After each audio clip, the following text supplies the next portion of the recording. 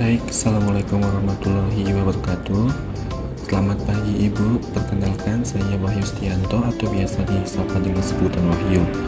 Kebetulan saya kelahiran dari Pekalongan, tepatnya di tanggal 4 Oktober 1999.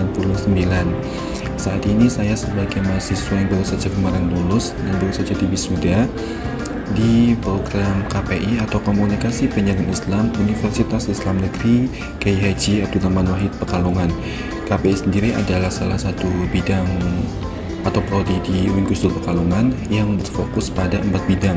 Yang pertama di bidang broadcasting TV, yang kedua di bidang broadcasting radio, dan yang ketiga di bidang humas, dan yang terakhir adalah di bidang jurnalistik.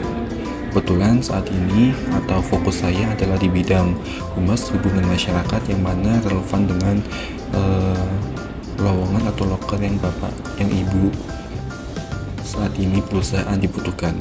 Jadi seperti itu Ibu. Baik Ibu, terima kasih atas pertanyaannya.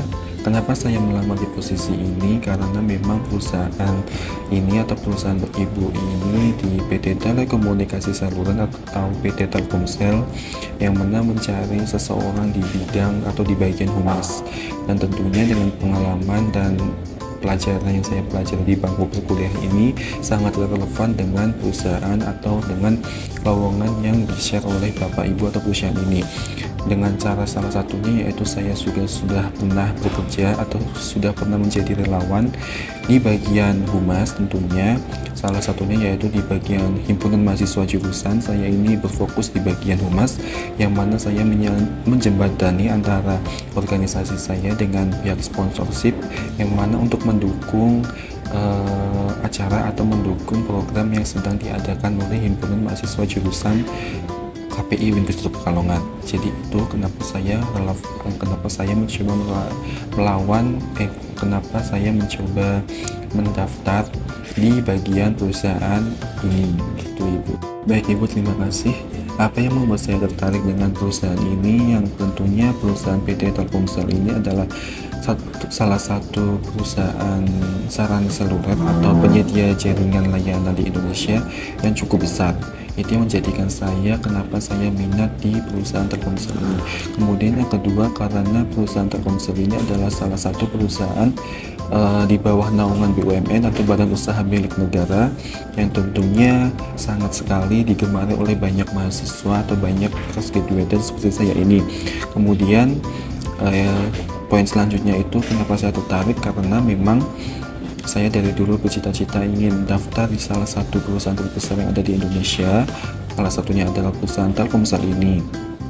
Kemudian karena dengan ilmu-ilmu yang saya dapatkan di dalam bangku perkuliahan, saya rasa juga itu yang membuat saya akhirnya tertarik kenapa saya mendaftar di bagian perusahaan PT Telkomsel ini. Dan poin terakhir tentunya karena memang kebutuhan finansial atau kebutuhan ekonomi yang mendesak saya harus segera mendapatkan pekerjaan. Jadi itulah adalah beberapa poin kenapa saya harus segera bekerja dan kenapa saya tertarik juga di dalam PT Telkomsel ini Ibu.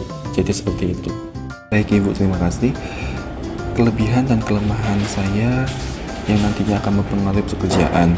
Kelebihan saya yang pertama, saya adalah salah satu individu yang bekerja keras, tentunya disiplin juga, dan on time atau tepat waktu gitu, dan bisa bertanggung jawab tentunya. Kemudian kelebihan saya yang lainnya adalah salah satu saya bisa berkomunikasi dan langsung mudah bergaul atau mudah memposisikan diri di mana lingkungan saya ini. Dengan kemampuan saya berkomunikasi dan kemampuan saya menyesuaikan diri, saya rasa ini adalah salah satu kelebihan yang mana bisa diterapkan di perusahaan Telkomsel ini. Tentunya dengan kelebihan tersebut sesuai gitu dengan job desk yang saya lamar ini, yaitu di bagian humas, tentunya untuk menjembatani antara perusahaan PT Telkomsel dengan masyarakat luas. Tentunya kan salah satu tugas dari PT Telkomsel ini adalah ramah kepada masyarakat juga, dan kita adalah salah satu pelayanan perusahaan PT Telkomsel ini adalah salah satu pelayanan yang dimana mereka itu melayani masyarakat tentunya dengan jaringan-jaringan atau dengan sinyal-sinyal yang mereka buat gitu Ibu. Kemudian kelemahan saya ada satu, yaitu saya kurang begitu fasih terhadap bahasa selain bahasa Indonesia. Tentunya apalagi bahasa Inggris saya masih agak lemah, tetapi dengan kelemahan tersebut menjadikan saya lebih termotivasi dan menjadikan saya lebih belajar lagi untuk terus berusaha supaya yang mana bahasa Inggris itu tidak menjadi kelemahan saya. Jadi seperti itu ibu, kelemahan dan kelebihan saya rasa itu cukup sih.